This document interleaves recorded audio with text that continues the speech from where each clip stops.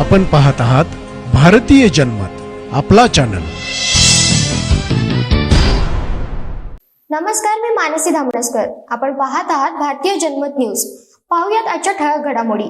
देवेंद्र फडणवीसांचा उदय झाल्यापासून महाराष्ट्रात dirty politics वाढले अशी टीका संजय राऊत यांनी केली आहे। भाजपाने आयुष्यभर दुसऱ्यांच्या क्लिप्स बनवण्यामध्ये धन्यता मानली। भाजपाचा क्लिप्सचा कारखाना आहे अशी बोचरी टीका संजय राऊत यांनी केली आहे।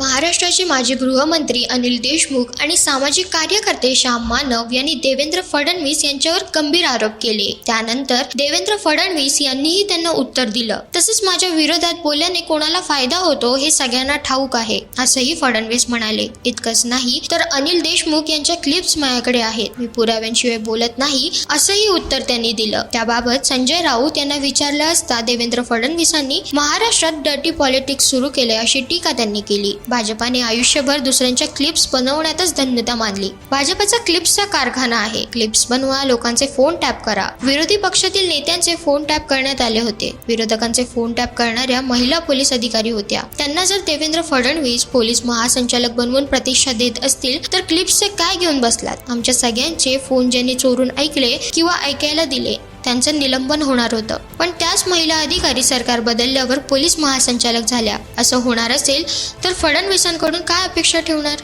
असा सवाल संजय राऊत यांनी केला। अनिल देशमुख यांनी जे सांगितले ते 100% सत्य आहे। ईडीतून नाव काढून घ्यायचं असेल तर आम्ही सांगतो ते ऐका, हे भाजपाचं धोरण आहे। मलाही असंच सांगण्यात आलं होतं। अशोक चव्हाण, प्रफुल्ल पटेल, हसन मुश्रीफ यांच्यासह अनेक मंडळी तिकडे का गेली? बिंदेंबरोबरचे आमदार खासदार का गेले? नवाब मलिक का गेले? कारण या सगळ्यांनी ईडी पासून बचाव करण्यासाठी आणि भाजपाच्या दबावाखाली तिकडे गेले आहेत। मी तुरुंगात असताना मलाही त्यांनी हे सगळं सांगितलं आहे। अनिल देशमुख सत्य बोलत आहेत। अनेकदा सत्याला पुरावा नसतो, गोळा करताही येत नाही, त्यामुळे सत्य पराभूत होतं असं संजय राऊत म्हणाले।